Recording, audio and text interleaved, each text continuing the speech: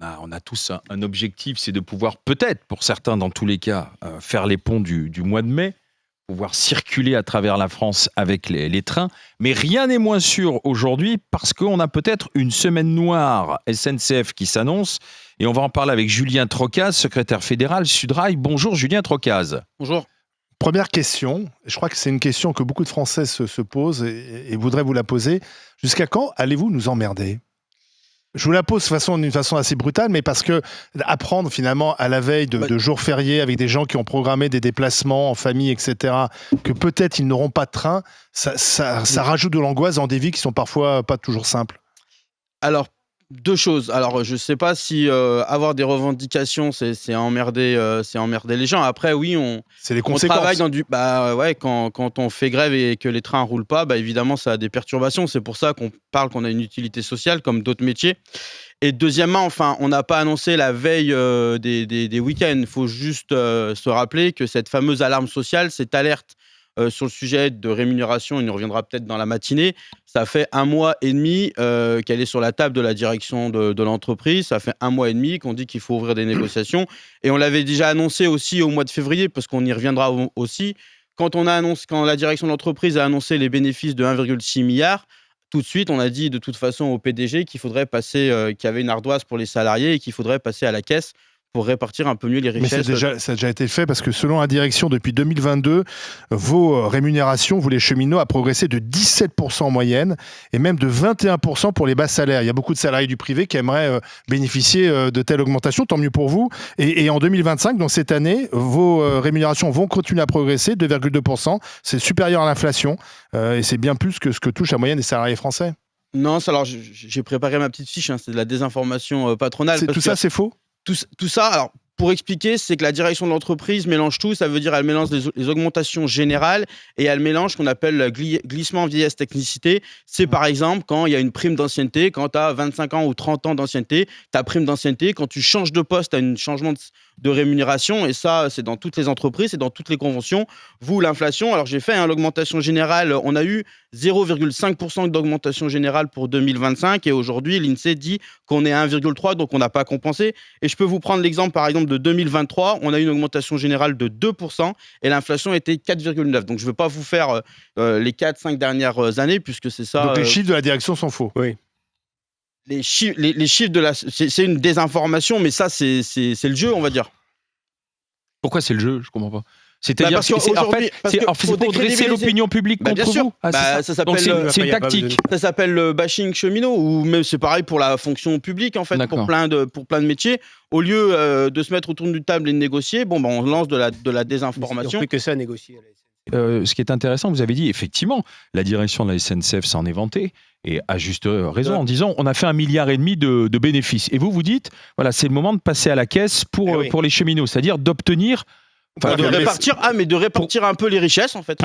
Pour l'ensemble des salariés. De faire aussi, ça serait de baisser les prix. Parce que s'il y a des bénéfices, les prix. Et rendre l'argent aux Français, mais bien sûr. Et faire que le TGV soit moins cher. Mais vous savez, moi je milite pour baisser les prix. Il faut augmenter les salaires, baisser les prix des... Mais bien sûr, mais c'est des choix politiques. C'est des choix politiques. Ah si, on peut tout faire. Si, on peut tout faire. On peut tout faire. Comment ? Vous savez combien on dépense en 2023 de milliards dans les transports ? 521 milliards d'euros qui sont dépensés dans les transports. Vous savez combien on dépense pour les routes ? 348 milliards. 348 milliards. Et vous savez comment on dépense pour le ferroviaire ? 43 milliards.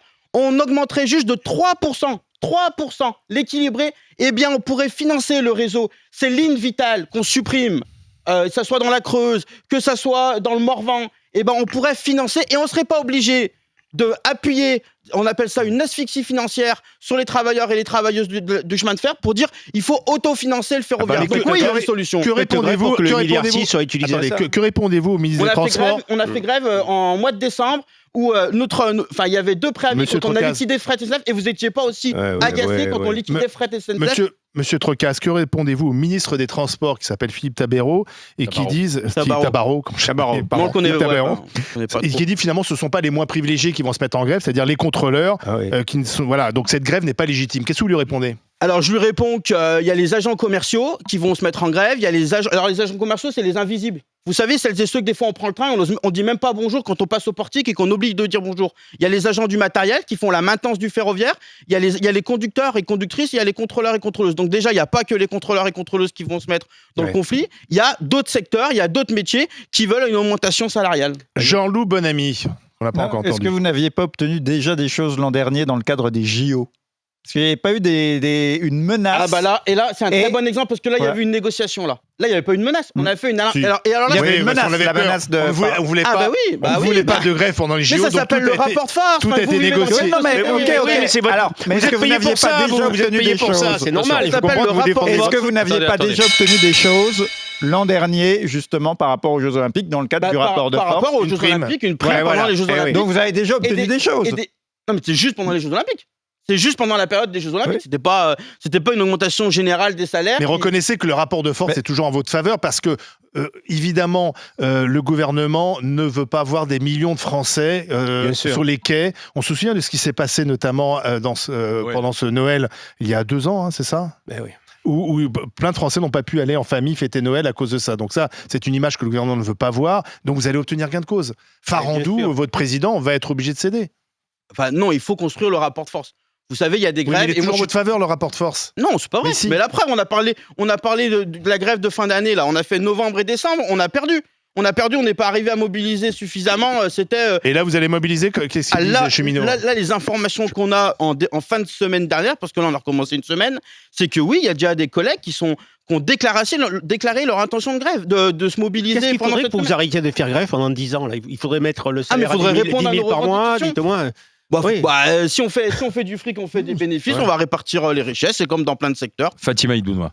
Mais je pense que ça, par exemple, sur les lignes vitales, ce que vous disiez, ou les trains de la colère, c'était ça, les trains de la colère. On en a Je parlé pense que ici. ça, oui, voilà, mais pour le coup, ça, c'est assez Mais on n'est pas invité fédérateur. pour ça. C'est un Mais on n'est autre- jamais invité pour ça. Bah, ça, c'est une Moi, erreur, selon samedi, moi. dimanche, je suis à côté de Castres pour parler de ces lignes qu'on appelle vitales, qui abandonnent les territoires Ça, ruraux, c'est un où l'extrême sujet, droite en plus prospère. Très Parce que profond. quand on fait ça, et je l'assume aussi, on va pas loin parce que c'est les services publics qui sont abandonnés. Mais ça, c'est sûr qu'on nous invite pas pour dire vendredi ou samedi, on va être oui, mais vers Castres. oui, mais si vous faisiez grève pour... On l'a fait au mois de Déjà décembre. pas Non, au mais mois de attendez, mai. si vous faisiez grève contre la fermeture des lignes On le fait. secondaires, Je peux vous du assurer réseau qu'on le fait. TER, notamment Ouais. en Je le Bourgogne, redis, on en a le parlé dans les grandes gueules. Le préavis de grève de Ça la serait une grève très c'est pas vrai. populaire. Pognon.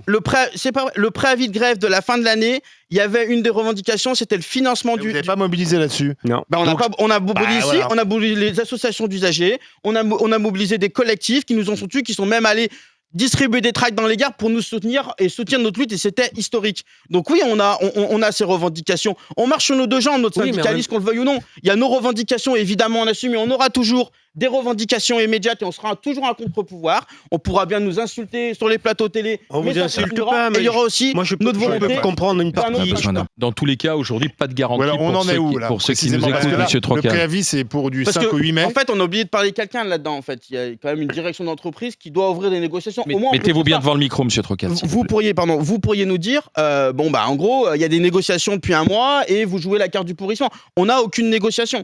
Donc on peut déjà se dire ça. Donc nous, aujourd'hui, il n'y a pas d'ouverture de réelles négociations. Il y a encore 15 jours. On est optimiste. On dit, il y a la direction d'entreprise et vous a donné l'exemple. Ouais. L'année dernière, pour les Jeux Olympiques, il n'y avait pas de souci. Farandou lui-même avait pris en charge les négociations. Il avait suivi les négociations, on avait des réunions. Il fallait très- sanctuariser les Ah ouais. JO. Ah bah ouais. Bah, il bah fallait, donc, il et voilà. fallait Et tout donc maintenant, demander c'est d'un fini. coup, peut-être.